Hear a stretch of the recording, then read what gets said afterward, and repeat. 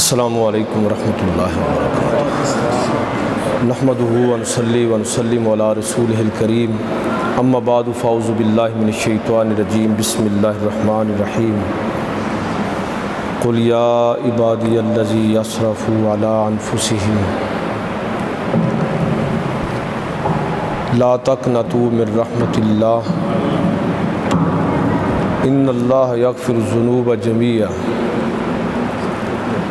صدق اللہ مولانا العظیم و صدق رسولہ النبی الکریم الامین، ونحن علی ذالک من الشاہدین والشاکرین والحمد للہ رب العالمین۔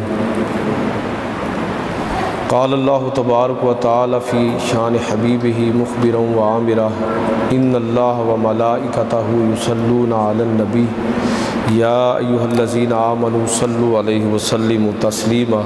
الصلاۃ والسلام علیک یا رسول اللہ وعلی آلک واصحابک وسلم یا حبیب اللہ۔ الصلاۃ والسلام علیک یا رسول اللہ وعلی آلک واصحابک وسلم یا حبیب اللہ۔ برادران اسلام، حاضرین محترم،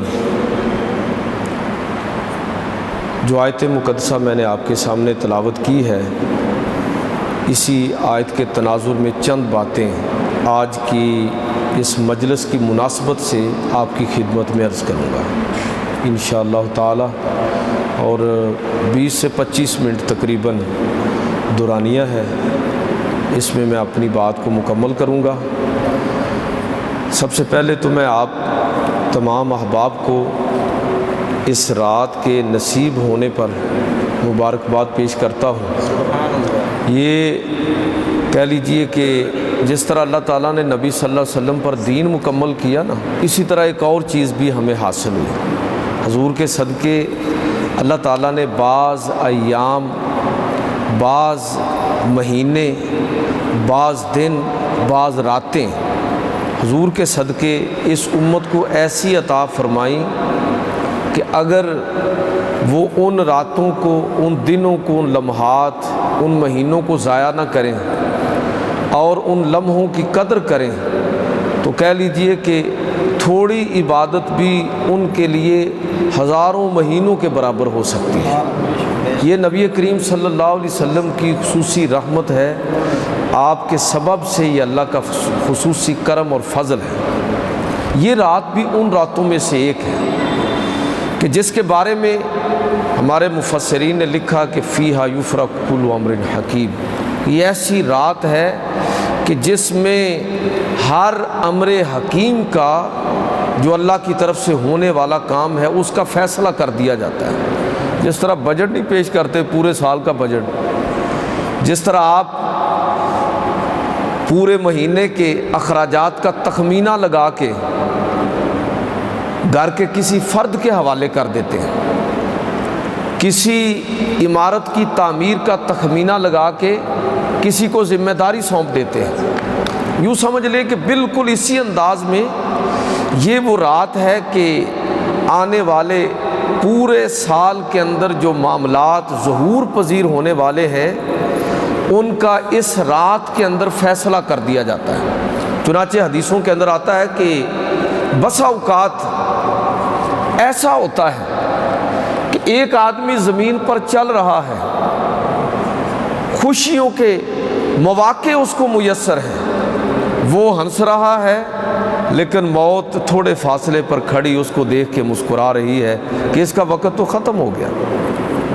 لکھ دیا گیا اس رات میں کہ اس نے اس رات کے آنے سے پہلے اگلے سال کے اندر فلاں وقت، فلاں لمحے کے اندر اس کی زندگی کا معاملہ ختم ہونے والا ہے، عمارت تعمیر ہو رہی ہے اور لوگ اس میں منتقل ہونے کا پروگرام بنا رہے ہیں، لیکن فیصلہ ہو چکا کہ بنانے والے کو اس میں رہنا نصیب نہیں ہوگا۔ اجلے اور دھلے ہوئے کپڑے پہنے ہوئے ہیں، لیکن قضاء و قدر نے فیصلہ کر دیا ہے کہ اب یہ لباس جو سلنے کے لیے دیا ہے یہ نہیں، بلکہ اس کو تو اب کفن پہننا ہے۔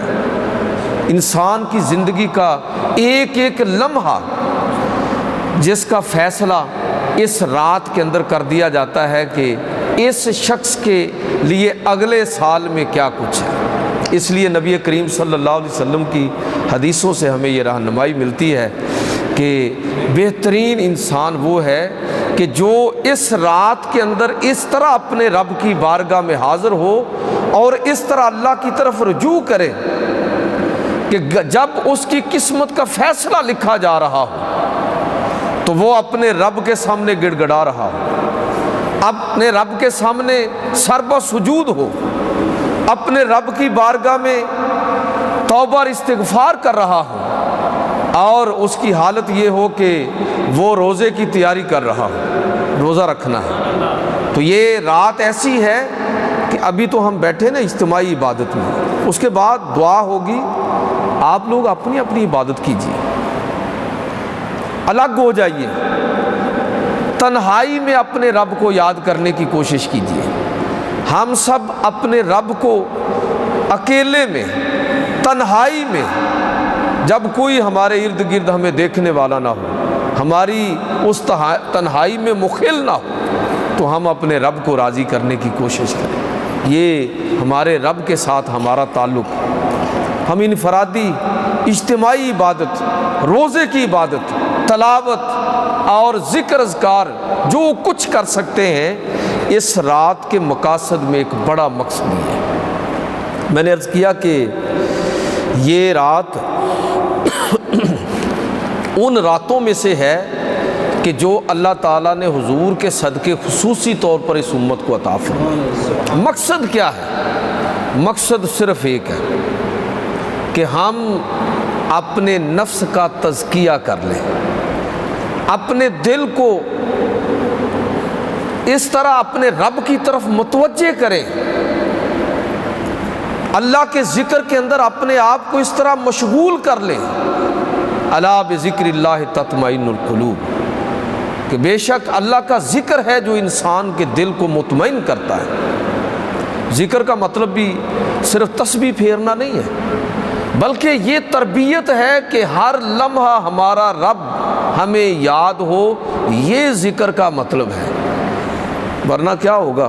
وہ جو حضرت سلطان باہو نے کہا کہ تسبیح پھیری پر دل نہ پھریا، کی لینا تسبیح پھڑ کے ہو۔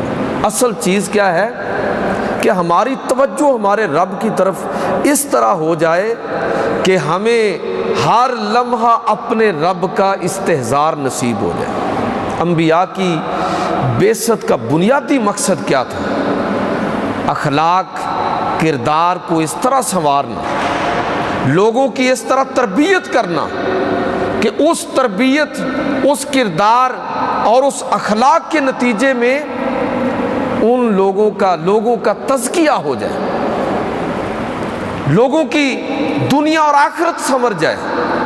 قرآن مجید فرقان حمید نے نبی کریم صلی اللہ علیہ وسلم کی جو بعثت کے مقاصد ذکر کیے تو اس میں ایک لفظ یہ بھی ہے وَيُزَكِّيهِمْ، اور وہ ان کا تزکیہ کرتے ہیں۔ تزکیے کا مطلب کیا ہے کہ انسان روحانی طور پر اپنی پیوریفیکیشن کرے، روحانی طور پر اپنے آپ کو پاک صاف کرنے کی کوشش کرے۔ یاد رکھیے، یہ بات ہمیں ذہن میں رکھنی چاہیے کہ جب تک میں خود تیار نہیں ہوں گا اپنے آپ کو پاک کرنے کے لیے، تو پیغمبر بھی انسان کا تزکیہ نہیں کر سکتے۔ اللہ تعالیٰ نے پیغمبروں کی ذمہ داری یہ نہیں لگائی کہ وہ زبردستی لوگوں کو چیز منوائیں، بلکہ پیغمبروں کا کام کیا ہے کہ وہ بات کو لوگوں تک پہنچا دیتے ہیں، اور آخر میں کیا کہتے ہیں؟ وَمَا عَلَيْنَا إِلَّا الْبَلَاغُ، اے لوگو ہمارے ذمے صرف یہ تھا کہ ہم اللہ کا پیغام تم تک پہنچا دیتے۔ پیغمبر جبر نہیں کرتے، وہ اللہ کا پیغام لوگوں تک پہنچاتے ہیں۔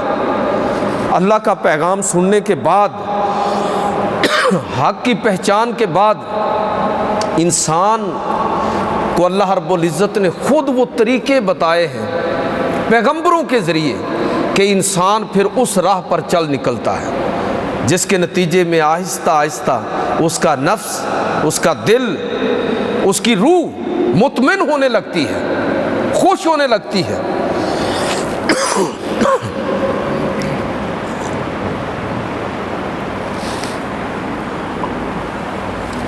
قرآن مجید فرقان حمید نے تزکیہ نفس کے 4 اصول ذکر کیے ہیں۔ آپ 1 سال ہو گیا مجھے یہاں جمعہ پڑھاتے ہوئے، اور آپ میرے مزاج سے کچھ نہ کچھ واقف ہو چکے ہیں کہ کوئی لچھے دار تقریر نہیں ہے، سبق ہے جو ہم نے یاد کرنا ہے، سیدھی سیدھی بات ہے، کوئی دھواں دار تقریر نہیں ہے، کوئی لمبی چوڑی تقریر نہیں ہے، چند باتیں ہیں، سبق ہے، ان کو یاد کرنا ہے، کوشش کرنی ہے کہ میں اور آپ اس کو اپنی زندگی میں اپنائیں۔ قرآن مجید فرقان حمید نے پیغمبر علیہ الصلوۃ والسلام کے وسیلے اور سبب سے ہمیں وہ اصول بتائے، وہ طریقہ بتایا جس سے ہم اپنے آپ کی تربیت کر سکتے ہیں، اپنے نفس کو اللہ کی رضا پر مطمئن کر سکتے ہیں، اپنے رب کو راضی کر سکتے ہیں، روحانی طور پر بلندیوں کا سفر طے کر سکتے ہیں۔ وہ اصول کیا ہے؟ قرآن مجید فرقان حمید کو پڑھتے ہوئے پہلی بات جو سمجھ آتی ہے وہ یہ ہے کہ بندے کو اپنے آپ کو پہچاننا چاہیے۔ علامہ اقبال نے کہا نا کہ اپنے من میں ڈوب کر پا جا سراغ زندگی، میرا نہیں بنتا نہ بن، اپنا تو بن۔ اور جب بندہ اپنے من میں ڈوبنا شروع ہو جاتا ہے، اپنے آپ پر غور کرنا شروع کر دیتا ہے، اپنی حقیقت پر غور کرنا شروع کر دیتا ہے، اپنی ذات پر اس کا فوکس ہو جاتا ہے، بہت ساری چیزیں اس کے سامنے کھلنے لگتی ہیں۔ اس لیے کہ انسان کوئی معمولی چیز نہیں ہے جس کو اللہ رب العزت نے پیدا کیا، اس کی مخلوقات میں سے سب سے اعلیٰ مخلوق ہے اور ایسی عظیم و شان مخلوق ہے۔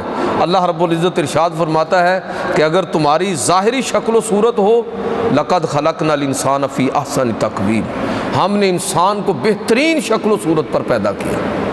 حدیث ہے کہ خلق اللہ آدم علی صورتہ، اللہ کی اگر کوئی شکل صورت ہوتی نا تو وہی ہوتی جس پر اس نے آدم علیہ السلام کو اور بنی آدم کو پیدا کیا ہے۔ اتنی اعلیٰ شکل و صورت، ایسا سراپا اور ایسا وجود، یہ تو اس کی ظاہر ہے، اور اس کا باطن کیا ہے کہ اللہ رب العزت نے خیر کی ہر بات انسان کی فطرت کے اندر ڈال کر اس کو دنیا کے اندر بھیجا۔ بھائی کمال چیز ہے انسان، کسی سے فتویٰ لینے کی ضرورت نہیں ہے، کوئی گمراہ نہیں کر سکتا انسان کو جب وہ ہدایت کا سچا طلبگار بن جاتا ہے۔ کہتے ہیں نا لوگ ہمیں مولوی گمراہ کرتے ہیں، مولوی کی کیا ضرورت ہے کہ آپ کو گمراہ کریں؟ شیطان آپ کو گمراہ نہیں کر سکتا، مولوی گمراہ نہیں کر سکتا، کوئی بندہ گمراہ نہیں کر سکتا۔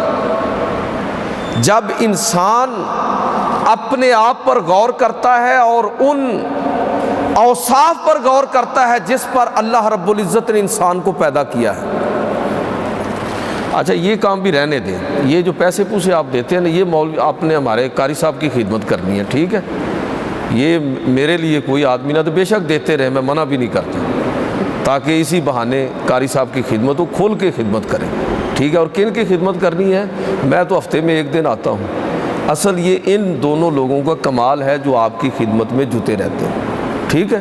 تو آپ کو خدمت سے میں نہیں روک رہا، لیکن یہ اس نیت کے ساتھ کرنی ہے کہ ہمارے قاری صاحب اور مسجد کے خادم جو ہیں یہ آپ ان کی خدمت کیجیے۔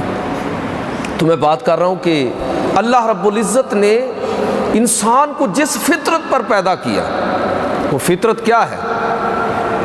بل الانسان علی نفسہ بصیرہ۔ قرآن مجید فرقان حمید کے اندر اللہ تعالیٰ ارشاد فرماتا ہے کہ بل الانسان علی نفسہ بصیرہ، ہم نے انسان کو اس کے اپنے نفس پر نگہبان بنا دیا ہے، ولو القی معاذیرہ، اگرچہ وہ کتنی ہی معذرتیں کرتا رہے۔ انسان کا نفس کیا ہے؟ بھائی ہمارا اندر جس فطرت پر مجھے اور آپ کو ہمارے رب نے پیدا کیا، وہ فطرت کیا ہے؟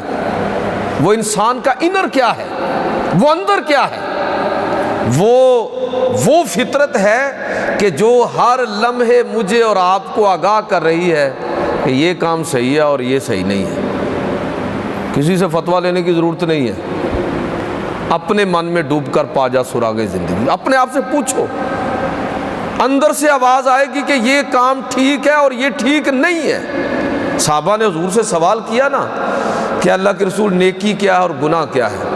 نبی صلی اللہ علیہ وسلم نے ایک جملے میں جواب دیا، فرمایا البر حسن الخلق، نیکی حسن اخلاق ہے، والاسم ما حاک فی صدرک، اور گناہ وہ ہے جو تیرے دل کے اندر کھٹک پیدا کرے۔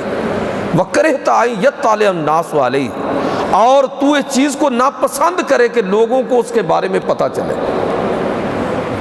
کسی سے پوچھنے کی ضرورت نہیں ہے کہ نیکی کیا اور گناہ کیا ہے، اپنے من میں ڈوب کر پا جا سراغ زندگی، پتہ لگ جائے گا آپ کو۔ یہ کوئی معمولی بات ہے کہ ہمارے رب نے ہمیں حیوانوں کی فطرت پر پیدا نہیں کیا، ڈنگروں کی فطرت پر پیدا نہیں کیا، ایسی عظیم و شان فطرت پر پیدا کیا ہے کہ ہمیں خیر اور شر کی تمیز سکھا کے اس دنیا کے اندر بھیجا۔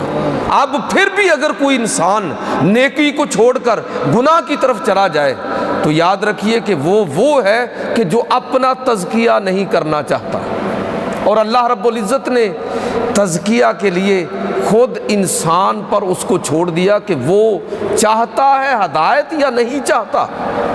اگر ہدایت چاہتا ہے تو پھر اس کے لیے رستے موجود ہیں۔ پیغمبر علیہ الصلوۃ والسلام نے اس کو جو رہنمائی دی ہے، اس کی فطرت جس نیکی کی طرف اس کو بلا رہی ہے وہ اس کی طرف چلتا چلا جائے، ہدایت کا دروازہ اس کے لیے کھل گیا۔ تو پہلی بات جو ہمیں زندگی میں یاد رکھنی ہے، اگر میں اور آپ چاہتے ہیں کہ ہم نیک بن جائیں، کوئی نیک ہمیں نہیں بنائے گا جب تک ہم خود اس کا عزم نہیں کریں گے، اس کا پختہ ارادہ نہیں کریں گے۔ یاد رکھیے کہ ہدایت خواہش سے نہیں ملتی، سچی طلب سے ملتی ہے، اور طلب تقاضا کرتی ہے کوشش کا، محنت کا، جد و جہد کا، اس رستے میں آنے والی مشکلات کا سامنا کرنے کا جذبہ۔ اس کے بغیر انسان ہدایت کے رستے پر نہیں چل سکتا۔ پہلی بات۔ دوسری بات یہ ہے، قرآن مجید فرقان حمید کا مطالعہ کرنے کے بعد جو بات ہمیں سمجھ آتی ہے وہ یہ ہے کہ بندہ اپنی تربیت خود کرے، ان تعلیمات کی روشنی میں جو اللہ کے رسول صلی اللہ علیہ وسلم نے ہمیں پہنچا دی ہم تک۔ دیکھیے ایک وقت ہوتا ہے جب ہمارے والدین ہماری تربیت کرتے ہیں چھوٹی عمر میں، گزر گیا دور، سوسائٹی اور معاشرہ ہماری تربیت کرتا ہے، ہمارے اساتذہ ہماری تربیت کرتے ہیں، یہ سارے مراحل گزر گئے۔ آخری مرحلے میں انسان جو یہ سارے عناصر ترکیبی جو اس کے تزکیہ نفس میں اپنا حصہ ڈال رہے ہیں، اس کے والدین، اس کے اساتذہ، سوسائٹی اور معاشرہ، لیکن جب تک انسان اپنی تربیت خود کرنے کی کوشش نہیں کرے گا اس وقت تک بات بنے گی نہیں۔ تربیت کیسے ہوگی؟ میں نے عرض کیا نا کہ اندر سے آوازیں آ رہی ہیں۔ کیا سچی بات نہیں ہے کہ جب ہم کوئی گناہ کرنے لگتے ہیں تو ہم جھجکتے ہیں؟ یہ جھجک کیوں پیدا ہوتی ہے؟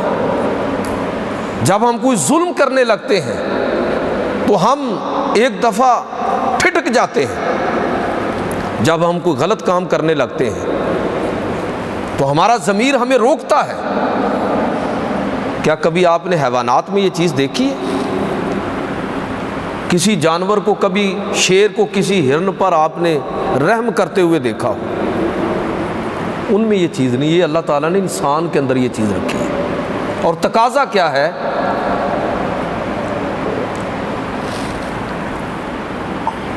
تقاضا یہ ہے کہ انسان اپنی تربیت خود کرے۔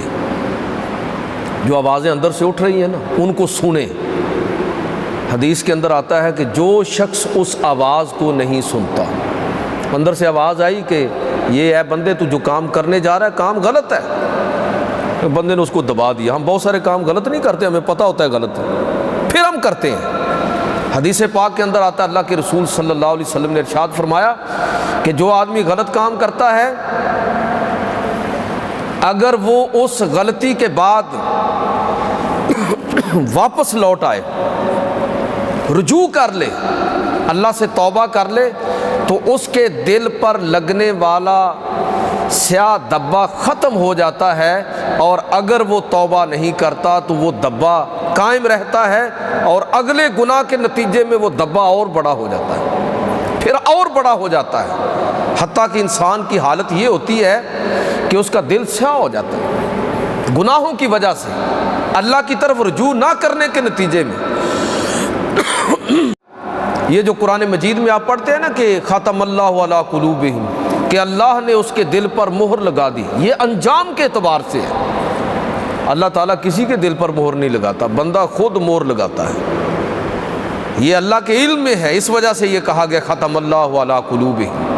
یہ بندہ خود اپنے لیے گڑھا کھودتا ہے، جب وہ اپنے ضمیر کی آواز نہیں سنتا، اپنی تربیت نہیں کرتا، تباہی کی طرف سفر شروع رکھتا ہے، اور انجام کار تباہی اور بربادی اس کا مقدر اور نصیبہ بنتی ہے، تو اللہ نے اس کو برباد کیا یا بندے نے اپنے ہاتھوں اپنے آپ کو تباہ کیا؟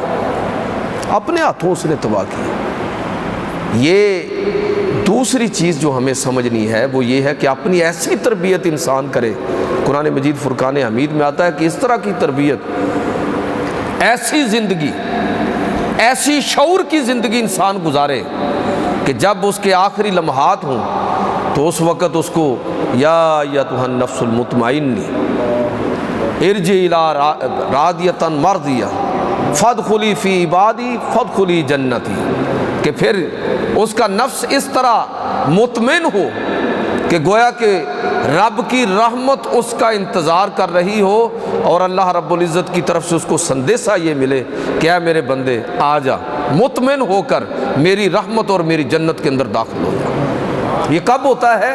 کہ جب انسان اپنے ضمیر کی آواز کو سنتا ہے، ضمیر کو مرنے نہیں دینا، اس کی آواز کو نظر انداز نہیں کرنا۔ تربیت یہ ہماری ہونی چاہیے کہ ہم اپنی اندر سے اٹھنے والی آوازوں کو سنیں۔ جو شخص اپنے اندر سے اٹھنے والی آوازوں کو سنتا ہے زندگی مطمئن گزارتا ہے۔ ہدایت کا بہت بڑا دائیا انسان کے اندر موجود ہے، اگر کہیں اس کو باہر سے ہدایت نصیب نہ ہو تو اس کے اندر سے ہدایت پھوٹے گی۔ یہ کب ممکن ہے؟ جب انسان اس انداز میں اپنی تربیت کرتا ہے اور اپنی اس خوبی اور اس اہمیت کو سمجھتا ہے۔ تیسری چیز قرآن مجید نے جو ذکر کی وہ یہ ہے کہ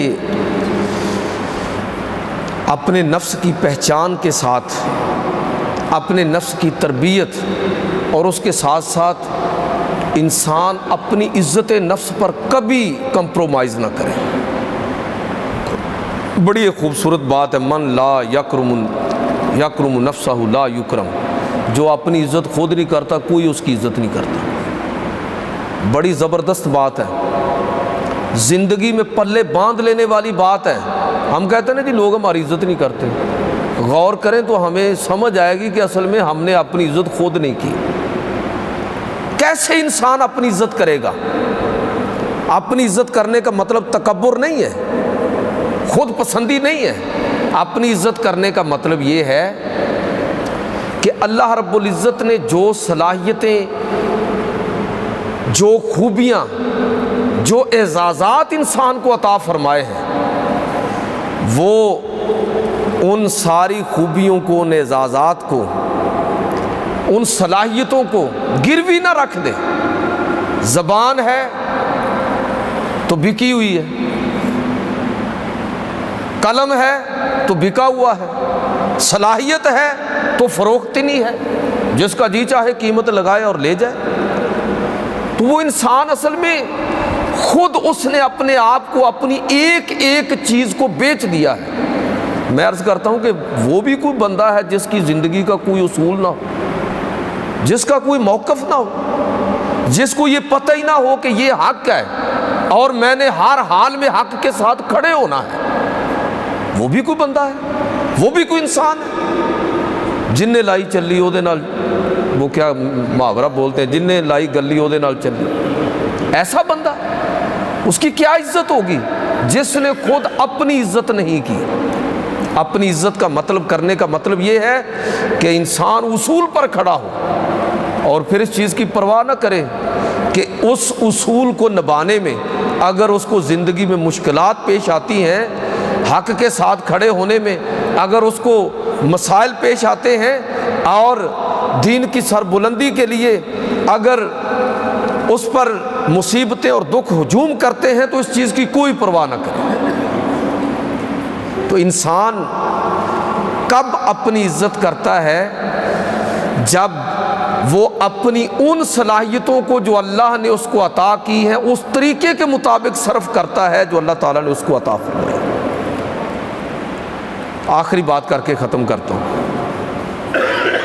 قرآن مجید فرقان حمید ہماری رہنمائی یہ کرتا ہے کہ تزکیہ نفس کے لیے چوتھا اصول یہ ہے کہ انسان کوئی دوسرا احتساب نہ کرے۔ یہ بھلا کیوں ضرورت آتی ہے ہمیں پیش کہ ہم آج کل ملک میں احتساب کا رولا ہے؟ احتساب کی ضرورت بھلا کیوں آتی ہے؟ یہ قوموں کے لیے بھی، معاشروں اور تہذیبوں اور افراد کے لیے بھی ایک ہی چیز ہے، ایک ہی اصول ہے کہ جو فرد اپنا احتساب خود کرتا ہے ہر لمحہ، جو قومیں اپنا احتساب خود کرتی رہتی ہیں، جو افراد اپنے روز و شب پر خود نظر ڈالتے ہیں اور رات سونے سے پہلے ایک دفعہ جائزہ لیتے ہیں کہ آج کیا نقصان کیا، آج کتنی نیکیاں کمائیں، کہاں کہاں غلطی ہوئی، جو انسان اپنا احتساب کرنے کا اس انداز میں اپنی تربیت کر لیتا ہے۔ حضرت عمر فاروق رضی اللہ تعالیٰ عنہ کا بڑا خوبصورت قول ہے کہ وہ شخص حاسبوا انفسکم قبل ان تحاسبوا، کہ لوگوں اپنا محاسبہ خود کرو اس سے پہلے کہ کوئی تمہارا دوسرا محاسبہ کرے۔ اور فرمایا کہ قیامت کے دن اس آدمی کا کوئی حساب کتاب اور محاسبہ نہیں ہوگا جس نے دنیا کے اندر اپنا محاسبہ خود کر لیا۔ یہ چیز ہمارے اندر آنی چاہیے۔ قرآن مجید فرقان حمید کے اندر اللہ رب العزت فرماتا ہے کہ انسان کو یہ دیکھنا چاہیے، یا ایھا الذین آمنوا اتقوا اللہ ولتنظر، اس کو چاہیے کہ وہ دیکھے کہ اس نے کل کے لیے کیا بھیجا ہے، کل کے لیے اس نے کیا سٹور کیا ہے۔ لہٰذا آج کی رات جس مناسبت کے ساتھ ہم بیٹھے ہیں وہ یہ ہے کہ ہم اپنا تزکیہ کریں۔ یہ تزکیہ پوری زندگی کا پروسیس ہے، زندگی کا ایک ایک لمحہ اس کے اندر انوالو ہے۔ یہ نہیں ہے کہ آدمی نے حج کر لیا اور اس کے بعد وہ آزاد ہو گیا، جو چاہے کر لے، نماز پڑھ لی اور پھر جو چاہے کرتا رہے۔ بندگی چند لمحوں کی، چند گھنٹوں کی یہ بندگی نہیں ہے۔ اصل اللہ کی بندگی یہ ہے کہ بندہ ہر لمحہ اپنے رب کا بندہ بن کر رہے، ہر لمحہ اپنے رب کا بندہ بن کر رہے۔ اور وہ جو تصور ہے کہ جو دم غافل سو دم کافر، کہ جو لمحہ بھی اللہ سے غفلت میں گزر گیا وہی لمحہ گویا کہ کفر کے اندر گزر گیا۔ لہٰذا تزکیہ نفس کے لیے یہ چیز ہمیں قرآن مجید سے سیکھنی ہے کہ ہم اپنے آپ کو پہچانیں، بڑا ضروری ہے۔ ہم اپنی تربیت خود کریں۔ اب میری اور آپ کی عمر میں اب اور کون ہماری تربیت کرے گا؟ بھائی خود کرنی ہے ہم نے اپنی تربیت، اس اصول کے مطابق کرنی ہے جو اللہ کے رسول نے ہمیں دیے۔ ہم اپنی عزت کرنا خود سیکھیں۔ کسی کی جرت نہیں ہوگی کہ آپ کی عزت نفس کو مجروح کر سکے جب ہم خود اپنی عزت کرنا شروع کر دیں گے۔ اور جب میں اور آپ اپنا احتساب کریں گے تو یقین کریے کہ ایک ایسا وجود جو ہے وہ ہمارے سامنے کھلے گا کہ واقعتاً ہی انسان ایک نئی دنیا کے اندر اپنے آپ کو محسوس کرے گا۔ اس کے نفس کا تزکیہ اس انداز میں ہوگا کہ وہ اپنے رب کی بارگاہ میں حاضر ہو تو اللہ کی طرف سے اس کو آواز آئے کہ اے نفس مطمئنہ آ جا میری جنت کی طرف، آ جا میری پسندیدہ جگہ پر۔ اللہ تعالیٰ مجھے اور آپ کو عمل کی توفیق عطا فرمائے۔